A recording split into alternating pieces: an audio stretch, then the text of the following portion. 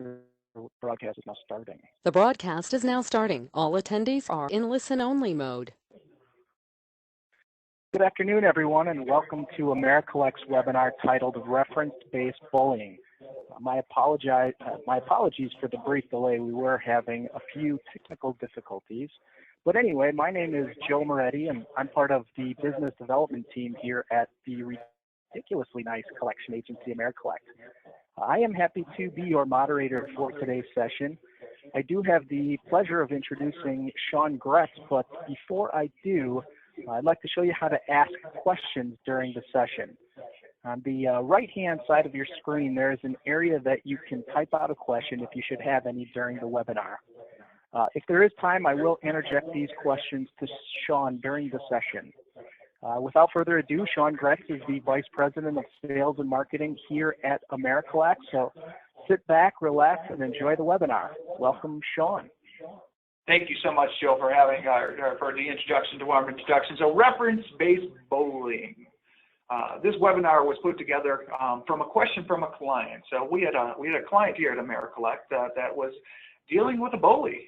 Really, it's the picture that's on your screen. The big guy was pounding down on the little guy, and normally that's not the case. It's we don't have a contract with you. You're gonna pay what I tell you you're gonna pay, and that's what reference-based bullying is. So this webinar is really going to discuss going from defense to offense, and how do you handle the objections? How do you work with these reference-based companies, and how do you go forward? So as we begin. You know, one of the things I always got to say is I am not a lawyer, so if you are seeking legal advice, you should always consult with an attorney. That's who I am. Who we are. We are the ridiculously nice early out and collection agency. AmeriCollect has been in business for over 50 years. We believe in treating patients the right way.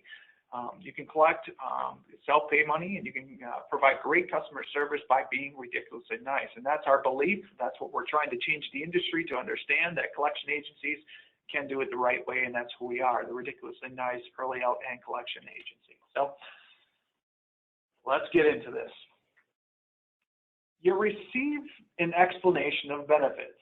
And when you receive that explanation of benefits, on the explanation of benefits, there's some sort of wording that says, this is all we're going to pay you. And you cannot balance bill our patients. This is a satisfaction in the court of the amount that is owed. So please do not balance bill the patient anything. Or you might just receive a check in the mail, and no, it's not from Johnny Cash, but I just had to put a Johnny Cash check in here. But maybe you received the check in the mail from the insurance company or the third-party administrator, provider of the insurance, self-funded group, or whoever it is. You receive that check in the mail, and again on it, you have some sort of statement that says you've agreed that such payment constitute in accord and satisfaction and will take precedence over any previous terms. That's a bully coming through the door with an explanation of benefits saying that, you know what, this is all we're going to pay you. Or maybe it's a different way. You get a letter from a law firm, and I'm not so sure it's the Isaac law firm. I doubt they do this case, and don't mind that at all. And they're probably going to be mad at me for doing this. But it's a law firm. It's a Google image law firm that I found. And it's the bully sending you a letter that says, you know, we demand that the hospital cease and desist all collection activity against the beneficiary and demands that the hospital's appeal determination through the plan's internal dispute resolution process. Uh-oh, you got a bully on your hands at this point. They're telling you to stop collection efforts. The explanation of benefits is telling you you can no longer collect from the patient because you cashed the check. What do you do? What do you do at this point is the question, right? You know, do you fight it? Or do you just cash the check and just go on to get another battle? And that's what I'm trying to help answer today for these reference-based bullying. So let's go into the background of this, right? So because I think you need to understand the background. You may not be facing these today, but I have a feeling that in the future you will be facing these. So the background of this is, you know what? these reference-based pricing or reference-based companies, they really come from the standpoint of either employer-sponsored plans or third-party administrators are working this way through this. They may also call themselves Medicare Plus pricing. They may advertise themselves as cost plus pricing, but all these things are known or should be known in your industry as reference-based pricing. They're the same, simpler terms. So keep that in mind. You know, in the past, what would happen is, you know, there would be PPOs or preferred provider organizations. These preferred provider organizations would have a contract with all hospital facilities and really funnel you people, funnel you patients to your facilities. And it allowed them to, you know, really choose any hospitals, but out of network's going to be a little bit higher cost. To choose any doctors, and you don't really need a referral. So this is the past, right? So all companies had a preferred provider organization contract with your organization. They would funnel it through then. And you know what the preferred providers did? What they did is they negotiated prices with you, right? So below is a charge master, and they said, here's the charge master, here's the listing of all procedures, and you know, here's the price of the price that it goes along with it. And based upon your charge master. And for those that don't know, charge master in your organization, it's a listing of pricing. So think of it as McDonald's has up on the billboard or up on the sign when you order all the options that you can have with every single price, because that's what it is, a charge master. It's a listing of all your options with every single price. And how insurance or preferred providers organizations worked is they said, all right, we're going to sign a contract with you as an organization, a hospital organization. And the preferred provider organization is going to negotiate with you as a hospital. And they're going to negotiate discounts off the charge master price. So let's say the charge master price was $100 for whatever procedure. They're going to say, well, no, I'm not going to pay the charge master price. I'm going to pay you $75 on that one, or I'm going to pay you whatever that price comes in. So they had a contract with you. They negotiate with you, you know, and there's some modifications in this and based upon formulas such as DRG pricing. But for the most part, what they're looking at is your charge master, or what I like to call your top-down pricing. So the ability to look at your charge master and say, I'm going to give you a discount of 25% on that top-line pricing. And the great news about, you know, preferred provider organization or PPO is that general, all across the board, there may be some that you might be making more money on, some that you might be making less money on, but across the board, more than anything, you break even, right? So there's a point where all the negotiated contracts come together, and that you may have undercharged for one, but you may have overcharged for one, and it kind of works itself out. And that's how the preferred provider organizations have worked in the past, right? They really looked at it saying, okay, we're going to negotiate top-down pricing on these facilities, and basically say, okay, we're going to pay you X on this. You know, what organizations have looked at and said, well, I don't really like that methodology, right? So I don't like saying you set the price and I tell you the discount and that's how much I get off. They said to themselves, well, I kind of like what Medicare is doing, you know? How Medicare establishes base rates is they take a look at the entire geographic locations and say, what does it cost to perform this procedure in this area? And what are other organizations charging for this procedure in this area? And from there, they take a look at, okay, what about complications that go along with it? And this is kind of a simplification of Medicare. But Medicare then says, this is the rate that I'm paying you based upon everybody else in your area. That's how much being charged. So this is the rate I'm going to pay you for this procedure. And that's how Medicare has priced using the charge master. It's different than the charge master. It's basically saying, I'm taking the aggregate of everybody working together and saying, this is the price I should pay you for this procedure. You know who came in then? It's the self-funded groups. So the self-funded healthcare, and they said, I like that approach. I like that. I can tell you what I'm going to pay you for the service, not the McDonald's approach if you post your payments up on a wall, and then I tell you a discount on that posting price. I much more rather tell you what I'm going to give you for a knee replacement, hip replacement, or whatever procedure it is. And the self-funded group says to themselves, you know what? That's what I want to do. I want to pay you as a hospital less than what the PPO providers are paying you. And I don't want to look at that charge master prices. I want to look at what other places are charging for this procedure and say, this is what you should be taking. You know, and there's a great website out there that I got a lot of information from, and it's advancedpricing.com. They are a reference-based billing organization.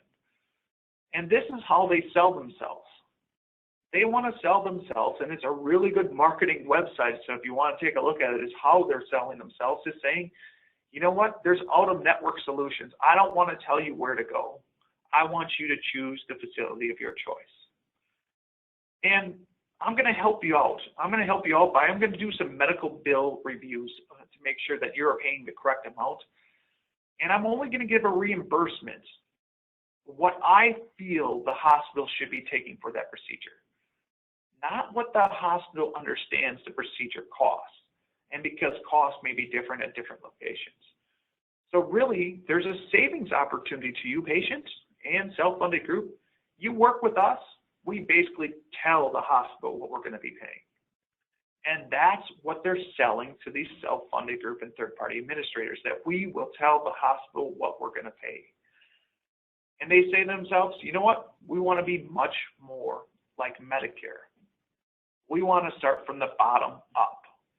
Or we want to say, this is the price that this procedure should cost you in this geographic location, using this information, and not just Medicare information, but there's other information that a lot of them are purchasing to say, this is the price that it should cost in your facility, in your area. And because it's this price, I'm going to give you 20% plus on that, or 30% plus, or whatever percentage they feel they should give you plus on that bottom-up pricing. So the basics of this is they're saying, I'm looking at Medicare, and let's make it simple, saying, I'm looking at Medicare. Medicare pays you $550 for that knee replacement. I'm going to pay you $550 plus 20%. They want to change the way that you view and change the way that you're getting reimbursed for your payments. They want to use that Medicare pricing. You know, let's look at another slide from their website. This is a part from their website. They say, you know, this is how we're going to change the way that hospitals are reimbursed for their services. We're going to talk about, we're going to give the process from start to finish, and we're going to follow this. We're going to say, plain language adjusted to the support of the reference-based billing services is going to be put together so people understand what they're getting. You're going to educate the client or beneficiary, and this term is really what we should be using here, is that we're going to educate all beneficiaries that don't just pay these bills that come to you afterwards. Let us know. We're going to do some reviewing of your claims to make sure that you, the hospital, have built it correctly. And we're going to determine, really it comes down to, we're going to determine when that benefit determination and claim responsibility is shifted to the delegate. And so when is it going to be shifted to you and when is not? And finally, they're going to have that proactive advocate outreach program. And this is what I was talking about before. That explanation of benefits, or that law firm is going to be contacting you. This is their proactive outreach program. They want to negotiate with you as a hospital. So one of the key things that's on their website is this last sentence. And just as critical, we stand behind our savings with proactive patient advocacy and legal support. We are going to fight for you, is what this facility is going to say. We are going to fight tooth and nail to make sure that you are not balance bill that portion. We are going to really work on Medicare plus pricing or reference-based pricing. And they get the third-party administrators and self-funded groups to buy into this, saying, you know what, we're going to go against the hospital. We're going to fight against their pricing, and we're not going to use the preferred provider PPO methodology. We are going to go bottom-up pricing. So that's the background. So again, what do? Do you fight or do you flight? Do you let them get away with just paying what they want to pay? So let's talk about what to do. The offense and defense behind how to make sure that you're not held hostage. You're not being bullied by the reference-based pricing. Let's start with admissions, right? At your registration desk, this is the first defense that you have. An individual comes in with an insurance card that you may not recognize, because that's what they say. You can go to any hospital you want to. Out of network, it doesn't matter. We'll fight this for you. You have to start with training your registration and admissions individuals to understand when these cards come in. Sometimes the insurance card will have on them, we restrict the hospital charges to the amount the plan deems reasonable, and states that by accepting an assignment of benefits from the beneficiary, a hospital waives any right to recover payment more than the plan determined allowable claim limit.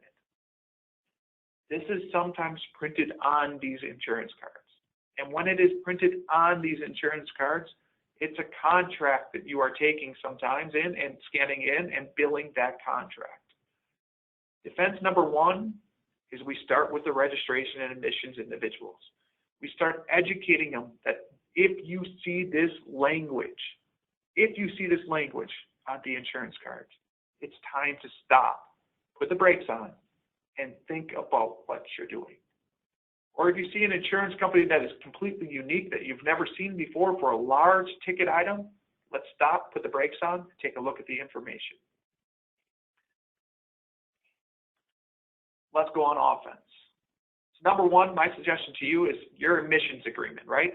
You have to update the admissions agreement to have some sort of language protecting you against these reference-based pricing. Now, I'm not saying if you don't have this happening to your hospital facility right now, I wouldn't add this to your admissions agreement. But in the future, if this does happen to you, start adding this to your admissions agreements and start educating your registration and admission people.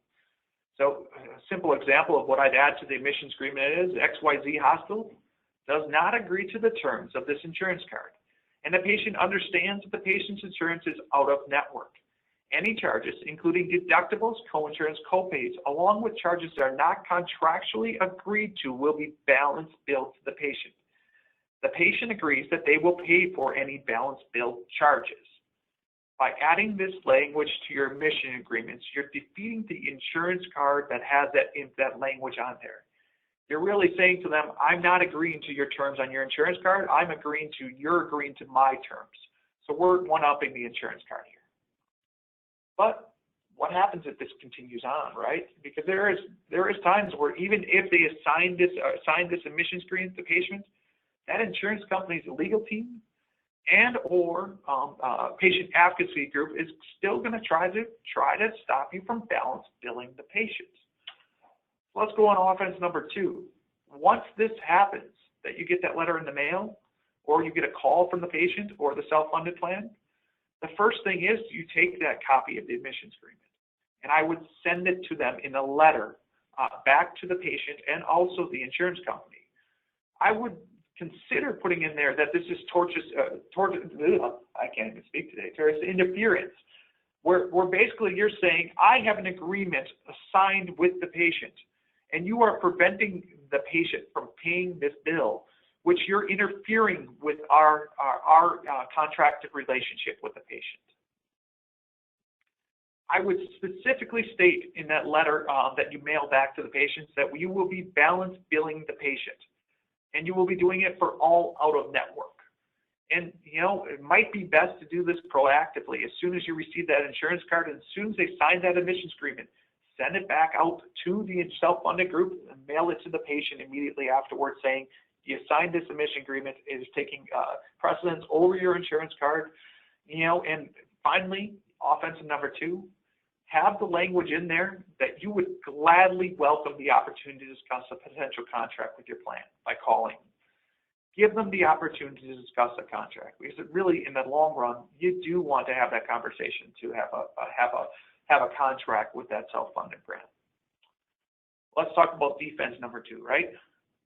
Because after you receive that EOB, or after you receive that letter from the patient or from the law firm, you have to go on defense here. You have to start either call or mail letter to the self-funded plan and the patient. You have to talk about the same things we just talked about before, is once you receive that letter in-house, or once you receive that EOB that has a accord and satisfaction language on it, you need to start sending letters back to them. Again, saying that you are balance billing the patients. Again, they are out of network. Again, that you do welcome the opportunity. And you know what? I'm going to go on offense again. I'm going to call the patient. And there's a reason behind this, because I want to know if the patient is being represented by that law firm. So I'm calling to see if you have any legal representation. If you do not, we will continue to communicate with you. It's a simple question to ask of the patient. Now, again, this is probably not happening all the time at your facility, so I would assign one individual that you feel is strong enough to have this conversation with the patient and saying, I received a letter from a law firm and I just want to make sure that that letter is your legal representation. If it's not, that's okay. We're just going to continue to communicate with you. Document this as offensive, that you had the discussion with the patient. Make sure the patient does understand that they are not being represented, and then start communicating with the patient more. And let's go to offense number 4. You know, I've said it before, and I'm going to say it again. There is a point where you may want to negotiate if this is becoming a bigger and bigger issue for your facility, right? So you may want to go back to that self-funding group and saying, this isn't working for both parties. Your patients are being upset because they are being balance billed for their amounts. You are probably dealing with some pushback, not only from the self-funded group and employer, and I'm sure you're feeling the pain as well. So let's contract together. Let's make this work together, and we can find a way for that your pricing and our pricing can work together. We don't have to use top-down pricing. We don't have to use bottom-up pricing, but we got to find a way to work together. So let's work together on this and how we can get paid. And honestly, it comes back to, can we get back to a top-down pricing using the model of preferred provider organizations? So can we take that charge master and put a discount on it and make it work for both parties? Because it's doing no good to continue the arguments back and forth. So let's talk about offense number 5, right? Because this is the final step that you need to have. I strongly suggest that you update your billing and collection policy to have some sort of language in it that says it is the patient's responsibility to present at the time of admissions, registration, pre-authorization, or discharge any third-party payer available to pay for services. We will attempt to bill all third-party payers for the services provided, but in the end, the patient is responsible for ensuring that XYZ and all doctors performing services are within network. If XYZ is out of network with the third-party payer, the patient will be responsible for out-of-network charges, including co-insurance, co-payments, deductibles, and also additional balances for being out of network that will be balance billed to the patient. XYZ does not participate with the out-of-network reference-based billing plans. That last sentence is important on there. You do not participate with out-of-network reference-based billing plans. Medicare Plus pricing, whatever term you want to use there, you can use there. But this is a great thing to send along to the patient as well. So you have the admissions agreement you're going to mail them. You have the billing and collection policy that you're going to mail them highlighted, showing them the statement that goes along with it. And then from there, once you went on the offense and sent these letters out, made sure they're not being represented by the law firm, from there, you start communicating with the patient and you continue to collect from the patient.